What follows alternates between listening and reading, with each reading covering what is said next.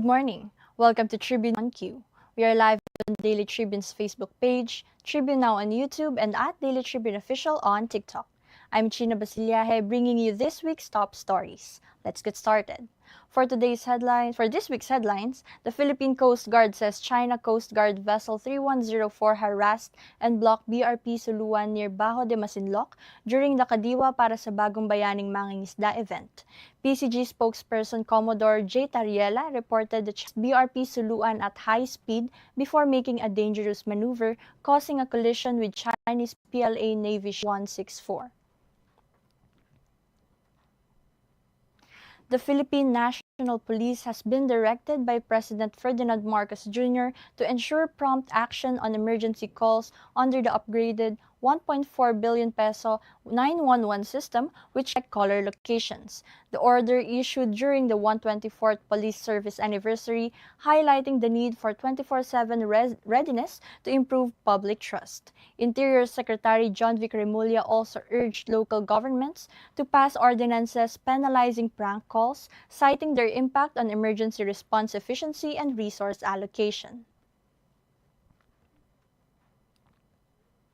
Malacanang criticized Vice President Sara Duterte for using her overseas trips to speak negatively about President Ferdinand Marcos Jr., saying such actions are not the Vice President's job and do not help solve the country's problems. Presidential Communications Office Undersecretary Claire Castro said, while OFWs may feel frustrated, the President is in the country working, addressing problems, and fighting anomalies, unlike Duterte who has been away on personal trips. Traveling is not the answer, Castro stressed, adding these visits serve personal agendas. Since March, Duterte has met with overseas Filipinos in the Netherlands, Malaysia, Australia, and South Korea, claiming her aim was to listen to their concerns. She denies explicitly calling for Marcos' resignation, saying, "Kayo nagsabi niyan, hindi ako ah." Starting September, students, persons with disabilities, and senior citizens can get special beep cards with an automatic 50% fare discounts at MRT3, LRT1, and LRT2 stations, Transportation Secretary Vince Dizon announced. Applicants only need to present valid IDs with student cards renewed yearly. PWD and senior cards have no expiry. Dedicated station window will print the cards on-site, eliminating the need for forms or lengthy application processes. The Senate of the Philippines has unanimously approved live streaming all stages of the 2026 budget process, including bicameral meetings to boost transparency and prevent last-minute insertions. Under Concurrence Resolution Number 4, budget document will be published online in accessible formats with the details tracking all changes. The measure still need House concurrence. House Speaker Martin Romualdez announced parallel reforms, including public participation in hearings and stronger oversight.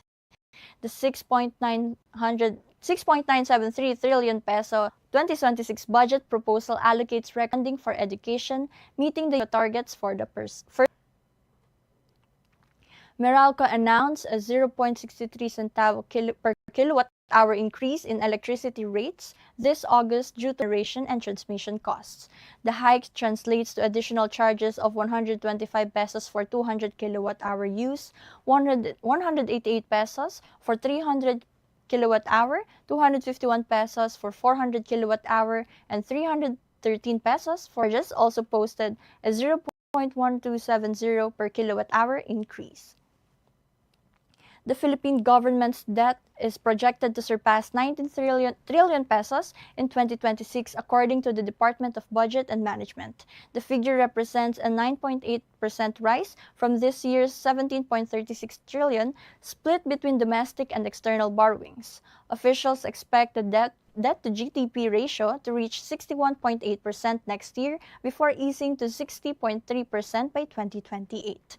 The nominal GDP is forecast at 30.85 trillion pesos in 2026, while tax revenues are seen growing 9.3% to 4.6 trillion.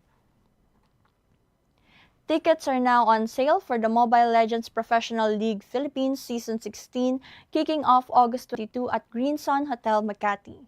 8 teams will compete in the M7 World Championship in Indonesia this January. Defending champions Team Liquid PH returned after their MSC 2025 win. Roster of Dylan Light Katipon, Japanese MMA fighter Ayaka Miura vows to do whatever it takes to claim the one atomweight MMA world title from Filipino champion Denise Zamboanga on November 16 at 1173 in Tokyo. Miura, riding a 5-fight winning streak, aims to become the first Japanese woman to win a one-belt. Zamboanga, unbeaten in her last 4 bouts, is expected to pose a tough challenge. Their clash headlines 4 world title fights at Ariake Arena. Maui Taylor, Aubrey Miles, and Diana Zubiri have reunited for a sizzling FHM cover, paying tribute to their iconic 2003 calendar shoot. The sexy lifestyle magazine shared the new cover on Facebook and Ageless, which celebrates the trio's timeless appeal. The reunion marks 2 decades since their last collaboration, a nod to their lasting influence as some of the country's most memorable cover girls. That's your top story for this week. Catch us live tomorrow at 11 a.m. on the Daily Tribune Facebook page, Tribune Now on YouTube, and at Daily Tribune Official on TikTok for your week's entertainment wrap-up, and at 4 p.m. on Jario Tirada's Facebook page and YouTube channel for DTT Show with Alwin Ignacio and Alex Brosas. Once again, I'm Chynna Basillaje, and this has been Tribune News on Q.